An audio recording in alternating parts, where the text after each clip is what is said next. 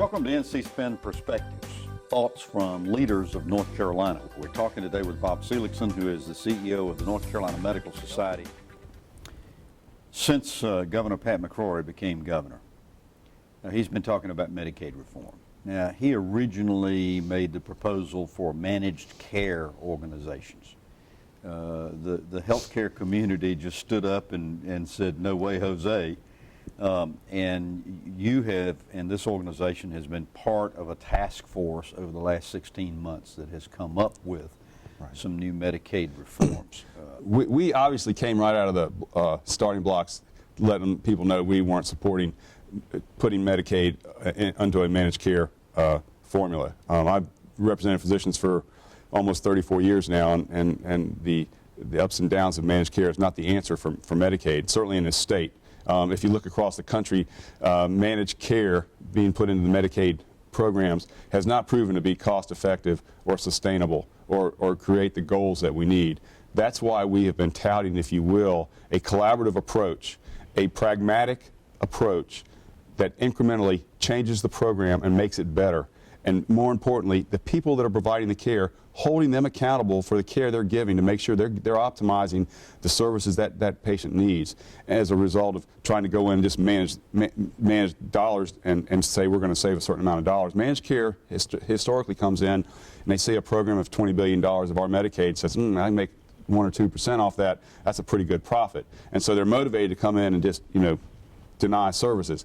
And what we're trying to do is not deny services, we're trying to make people provide care better and in more value driven. And we're working with we're providing some of our specialties with various accountable care handbooks to teach them how to provide more effective care and more efficient care within the new system of health care, and to where we want to take Medicaid now from a fee-for-service into a sustainable accountable care organization, which is the real pragmatic way. And I think that's why the governor and the department came around to our way of thinking, because they saw it was the right thing to do and fix the program right. The big rap on ACO, accountable care, is that it doesn't have skin in the game, if you will, as you've said, to the extent that there's some repercussions if we don't hold costs down. It doesn't keep costs predictable. Well, I would disagree with that, but I would also say that as you transform Medicaid from the current format of reimbursement and how its services are provided to an accountable care organization, it's got to be, again,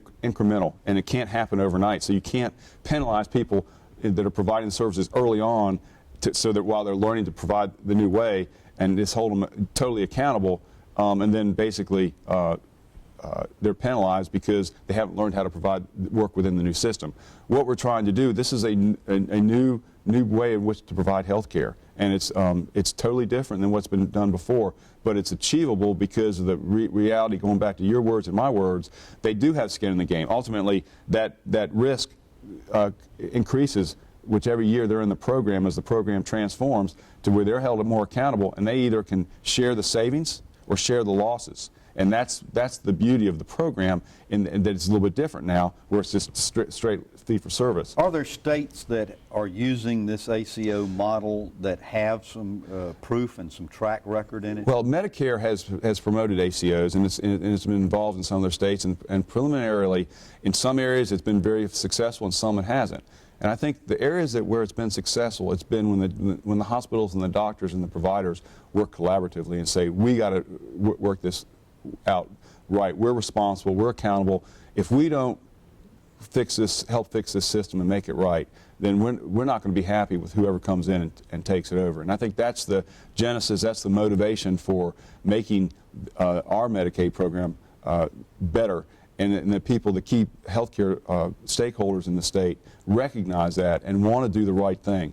You can talk about reform and however you want it, but ultimately, when you have people like managed care companies that are, reporting to Wall Street, the Uniteds, the Aetnas, the huge multi-billion-dollar corporations, they're not looking at North Carolina as we do as providers of health care. They're looking at it as for a profit, And I think when we look at it from the standpoint of the doctors and the hospitals in the state, they're looking at it because they have an allegiance to the greatest state in America, North Carolina, and they want to make the healthcare system better.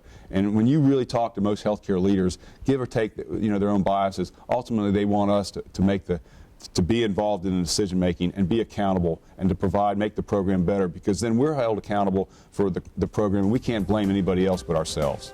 Thank you, Bob Seligson, for being with NC Spin Perspective.